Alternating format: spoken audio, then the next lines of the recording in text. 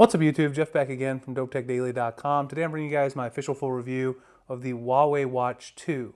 Now I've been wearing the Huawei Watch 2 for a little over a week now, so I want to give you guys some impressions of the build, etc. A lot of people do not like this watch, but I actually had an opposite experience. I actually like quite a few things about it. The only thing I really don't like is the size, which I talked about in my original unboxing and size comparisons.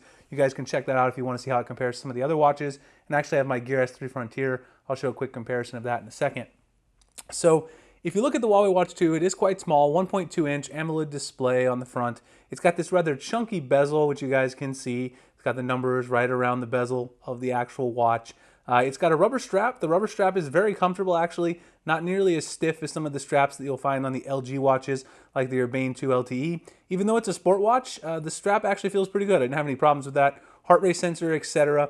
One of the things I don't like about the build quality decisions, it's not actually the quality, but rather the implementation here, and that is the charging functionality. You have to use one of these cradles that attaches with the pen right there. It is magnetic, but you don't have a wireless charging sort of docking station like you get with the Gear S3 Frontier, like you get with the Moto 360. The screen, very vibrant actually, even though it's kind of small. The only downside is it is kind of difficult to see things like image previews. Text still reads pretty good on here, as you guys can see. There's really no problem with that. Also, it does get super bright as well outside with the AMOLED display. Talking about the display a little bit more, you do have a very nice feature, which you always want in your smartwatch. If we go into the brightness here, you guys can see you do have automatic brightness opportunities, which means there's an ambient light sensor in here, and it does get very bright on its brightest setting, which I showed in the original video. You guys can see it here as well. It's going to blind you a little bit in the video, but it does get very bright outside and it's easily visible. So the only downside to that size is the image previews don't look as good, and also when you swipe down, this big bezel combined with the smaller screen actually makes it kind of difficult to swipe, and also swiping through apps can be a little annoying. You're always going to hit that bezel as you're trying to do it. Otherwise, the build quality isn't bad. Whether or not the watch is attractive or not, that's something you'll have to decide for yourself, but it's definitely a well-made watch that feels comfortable to wear. It also has IP68 certification, so dust and water resistant, so you don't have to worry about taking this off when you go to the gym. Also, even if you go swimming, you don't even have to worry about taking this off. You should be good to go. The functionality, of course, got Android Wear 2.0. You guys can see I'm using the Bubble Wear launcher watch face there, but you've got the normal Android Wear 2.0 functionality. You do have two hardware buttons over here on the side. This right here is the one that will take you back home and also lets you get into your apps there. And then this one down here is a hardware key that you can map to any app you want. By default, if you press that hardware key, it's going to go ahead and take you into the workout mode, Huawei's own workout app, where you can do things like running, cardio, walking, and track all of your activities. Now you can change that in the settings by simply going into settings, going to personalization, and then once you go to personalization, right down here, you'll see the option to customize your hardware button. So if I want to, I can go bottom right.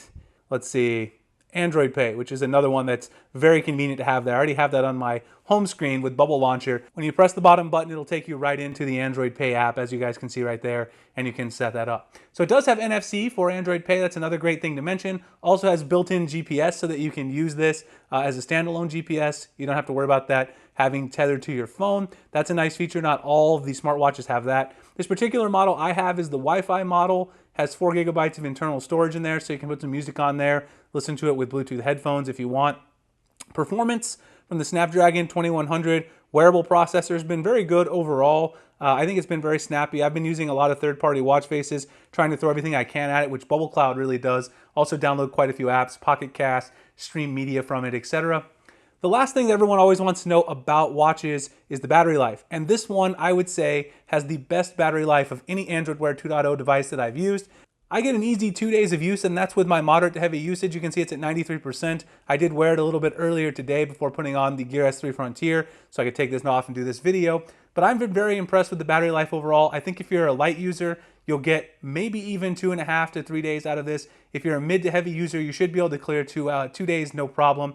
Huawei definitely delivered on the battery life in my opinion, and that's one of the most attractive things about this watch. So again, should you buy the Huawei Watch 2? A lot of other people have said no, absolutely not, don't buy it because it's so different than the predecessor. Huawei originally had a very elegant looking watch last year. The main reason that I would not buy the Huawei Watch 2 personally is because I like a bigger watch. The Gear S3 Frontier is actually one of my smaller watches, and it's still a little bit bigger than the Huawei Watch 2. This is probably my bare minimum for size. I just like a larger watch in terms of screen, Also in terms of the strap size, etc. I just like the overall look of a larger watch. If you like a smaller watch though and you want great battery life and you want Android Wear, there's absolutely no reason not to get this. The only thing is the aesthetic there on the front that you have with the bezel. That might not be something that you like, but everything else about this watch, performance, NFC, the features are all there and the battery life is great. So I can recommend it if you're interested in this size watch with Android Wear 2.0. All right guys, so that's my full review of the Huawei Watch 2. Hope you guys enjoyed it. If you have any questions, drop them below in the comments. I'll be happy to respond to you guys. Find me at dopetechdaily.com, Google+, Instagram, and Twitter at the links in the description. I appreciate you guys checking out this video. I'll see you in the next one. Thanks a lot for watching.